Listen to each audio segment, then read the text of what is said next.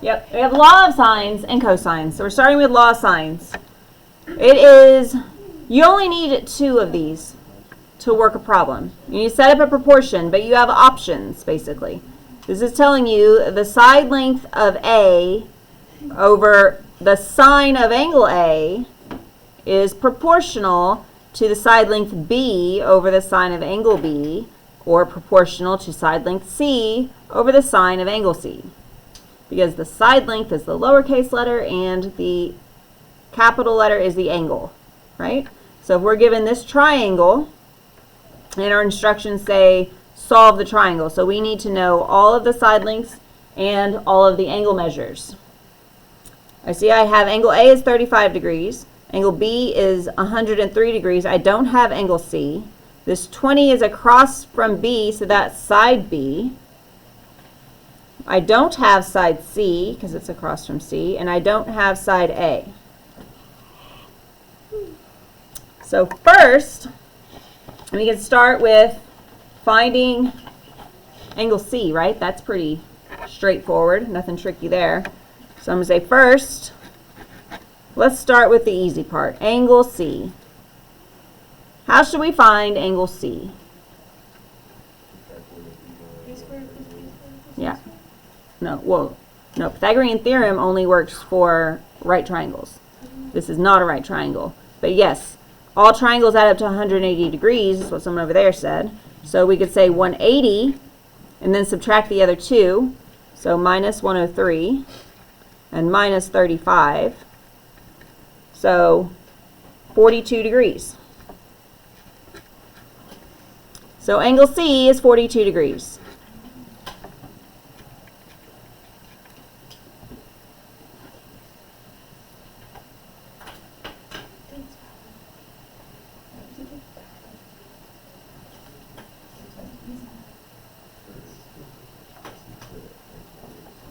All right, so then we can set up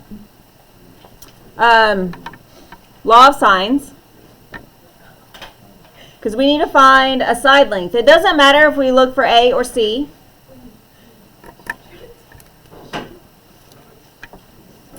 So that was first, we found angle C. Second thing we're going to do, we're going to go and find A.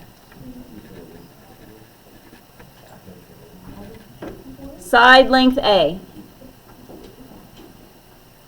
Side length A over the sine of angle A is 35 degrees, equals,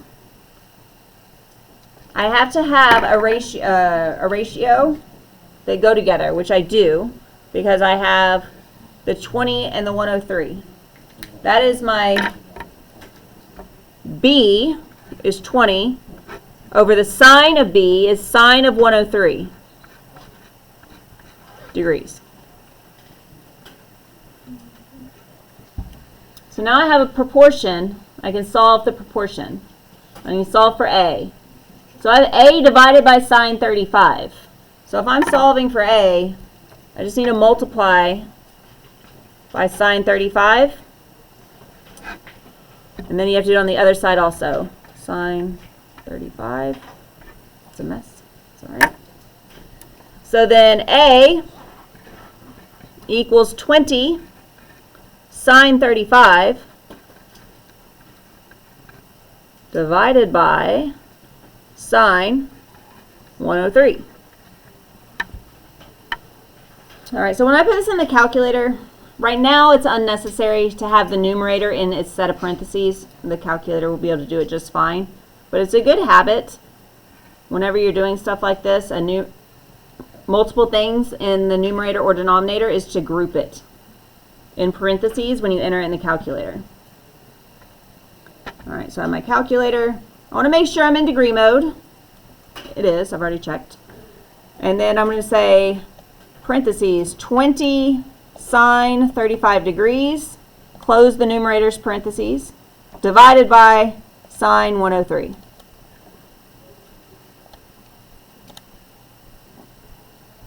So A is 11 point, we'll go with 773. That's the length of side A.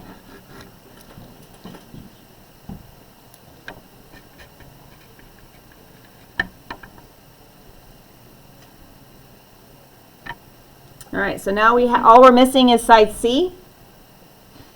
We could do the same thing again, right? So third step is I'm going to find C.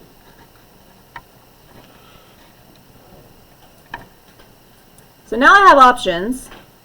I could use law of sines with B, or I could do law of sines with A, because now I have an A pair. I have the side length A and I have the angle A. So which one should I use? The A's or the B's? I'm getting both answers. I would go with B. The reason, what if I made a mistake when I calculated A? Then this would be wrong. Or maybe I just even wrote the number down wrong after looking in the calculator. If I use the value I found, there's a potential I made an error, and then I would calculate a second wrong answer. But if I use the given as my ratio, I know that's correct because it was given. So I'm going to use the given, and I'm looking for C. So C over sine of angle C is 42 degrees, equals 20 over sine 103.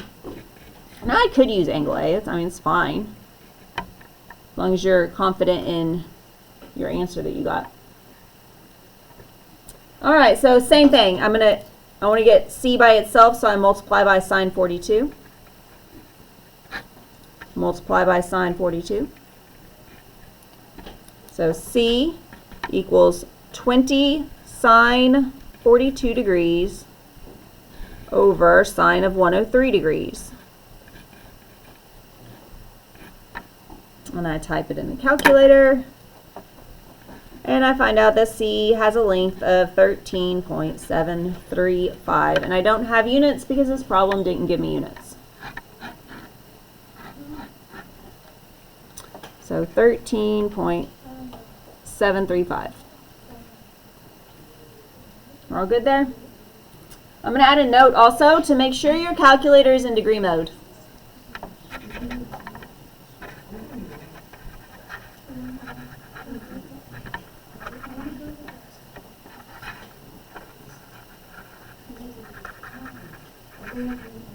Because every time your calculator is cleared, it defaults to radians, but we want it in degrees.